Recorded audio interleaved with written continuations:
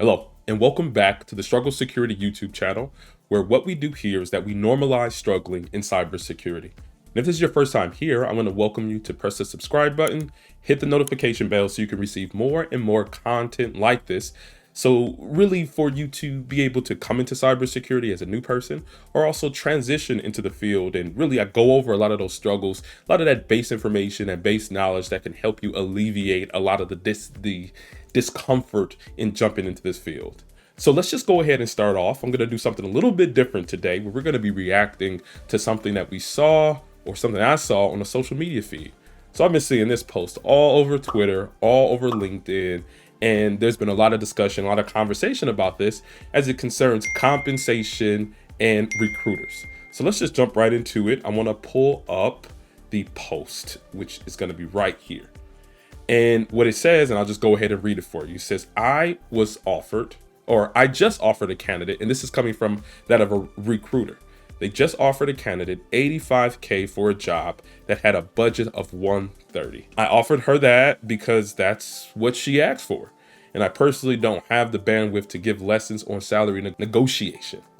Here's the lesson. Always ask for the salary you want or deserve, no matter how large you think it might be. You never know how much money a company has to work with. Hashtag be confident. Very interesting, right? Now, like I said, mentioned before, there's been a lot of discussion, a lot of conversation over this. And I want to go over and dispel some of the things that I've seen here. Right, we see a scenario where there's a recruiter that didn't want to give the full compensation range for this role, but took what the candidate offered them or the candidate told them. So they went with the 85K and kind of in such a smug manner, right? This recruiter said, I don't have let me pull up one more time. I don't have the bandwidth to give lessons on salary negotiation. Now, can't you see the difficulty in that? Can't you see the difficulty in navigating that as a candidate? Right? This person is a recruiter. There's information that they don't know, but they're going into a role thinking that they got the best deal, but they really didn't. I'm sure that many of you might have had similar type of situations where you felt like you were undercompensated for a role that you weren't able to get. So let's go ahead and break this down a little bit. And I want to start off with talking about recruiters or different types of recruiters. And the two that I want to cover here are those internal recruiters and external recruiters. Let's start with the internals. Internal recruiters are specifically working for organizations, right? They might be working for tech organizations like Google or automotive like Ford or financial organizations like American Express. They might work specifically for these organizations and they are recruiting for roles within those groups or within those companies. And those individuals are receiving a yearly salary, they have career progressions, and they are dedicated exclusively to that one organization that they're recruiting for. Those are typically the signs of an internal recruiter. But then in this case, I'm thinking that this person ran into an external recruiter. And these can go by different names. They can be called agency recruiters, external recruiters, as I mentioned, or even headhunters. They specifically receive job descriptions from organizations and say, hey, go out and get a candidate and help us find the best person for the role. Now, their compensation isn't annual, but they are compensated based on if they're able to place a candidate. Sometimes they can receive that payment before a candidate is even brought into the organization because they are doing that legwork. They can receive it on a contract basis where that candidate, if they're placed, they get a salary and the recruiter also gets that salary, or it can come after. When that candidate is placed into an organization, that external recruiter or that headhunter gets paid a lump sum, right, for being able to place them. And the difficulty there with the external recruiter is that their highest motivation isn't your highest motivation as a candidate.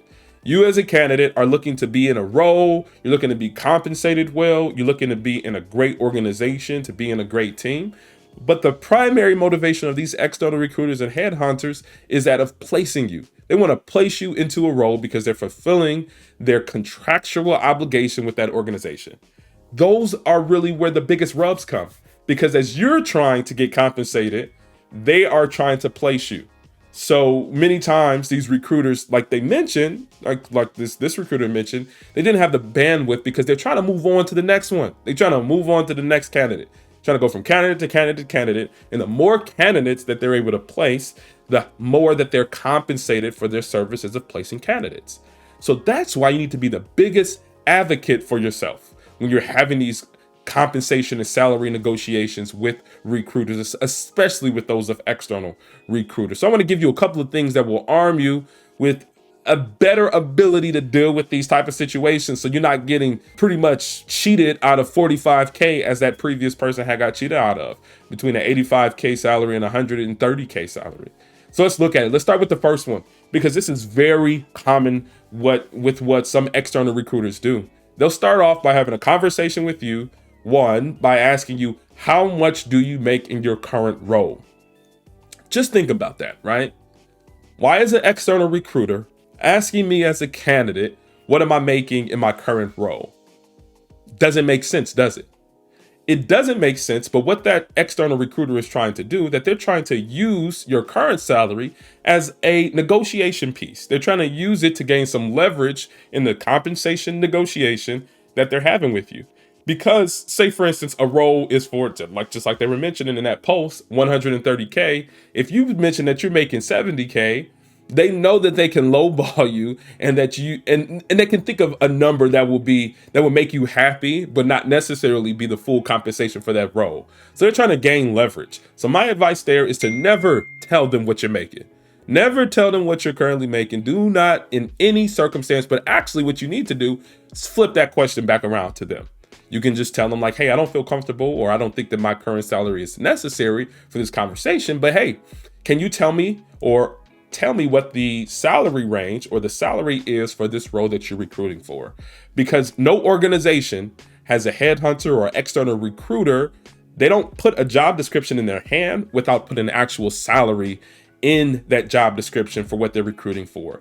So that recruiter knows. That recruiter definitely knows what that salary range is. So I would highly recommend that you turn that question back around to them, so that you're able to understand if that salary is something that you're willing to accept for that role. So that first piece, don't tell them what you're currently making. And two, turn the question back around and ask them what the salary is for the role, because they know. So you won't, again, be tricked out of 45K. I wouldn't even say tricked, but not be prepared to have the conversation to get your full compensation for that role. Okay, let's go on to the next one. Do your research. I did a video a couple of weeks ago. It was about 2022 salaries online, free, and they're self-reported salaries. So I'll give you some resources and some websites for being able to find different salaries for roles that people have reported to on the internet. They anonymously have reported it and say, hey, for this cybersecurity analyst role within this organization, I'm making this, and this is the breakdown of my compensation. This is how many years of experience I had, and this is the area that it's in. I highly recommend you to watch that video so you can look at some of those resources. And let me tell you what that does for you. It gives you more ammunition. It gives you more confidence to be able to have that conversation with those recruiters confidently, where you're not, as this person did, that client did, they lowballed themselves. They were looking for an 85K salary when the role was for 130K. Knowing what other people are making within similar organizations helped you to be able to come closer to that range for that role. So I would say do your research, look at those self-reported salaries, check out that video I did earlier, and that will be able to help you to know what some of those salaries are before you even have these conversations with these external recruiters. And number three, and I think it's probably the most uncomfortable for a lot of people, is to grow your network to a point where you're able to have those salary negotiations with your peers. Have those salary negotiations with other people in your field. Ask them, right? Hey, what do you know about salaries for this organization in that particular role? Sometimes that might even come with sharing what your own salary is. And I know a lot of people are very uncomfortable with sharing salaries, sharing compensation. But the thing about it is that if you're able to get over your discomfort, you can be able to get real-time information from professionals, tech professionals, cybersecurity professionals who know what these salary ranges are. So you're able to compare and contrast so that these external recruiters and these organizations are not catching you with like outside of the know. Say, for instance, you're talking to another peer of yours or a friend of yours that you've been working with for a while. You can ask them to say, hey, I'm going for a role within this organization and they're throwing me this particular number. What do you think about that? And do you think that that's a good salary for that? Or do you know anybody else within that organization? I would even say utilize LinkedIn to grow that network and start to have those conversations and discussions. Again, very uncomfortable for a lot of people. And a lot of times it can be even taboo. People don't want to talk about salary at all. But if you can, like I mentioned, if you can get over that discomfort, if you can have those conversations within your professional network, then you will be more equipped to be able to not be, I guess, cheated out of 45K like on this post. So one more time, right? Just offered 85K to a candidate. There was a budget of 130. This person was not well equipped to have this conversation because they greatly lowballed where they were at for this role.